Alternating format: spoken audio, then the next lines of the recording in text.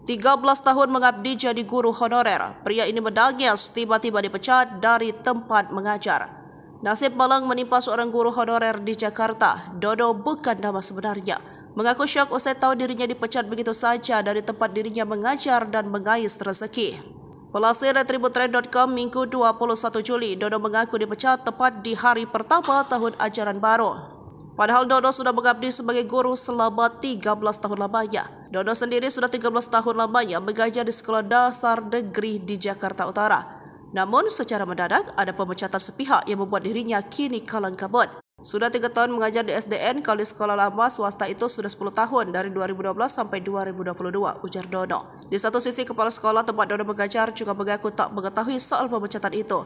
Dono sendiri bahkan masih sempat mengikuti rapat bersama orang tua murid saat membahas kegiatan pembelajaran pertama.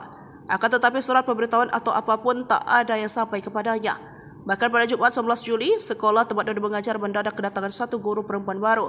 Guru tersebut pun diketahui statusnya kontrak kerja individu.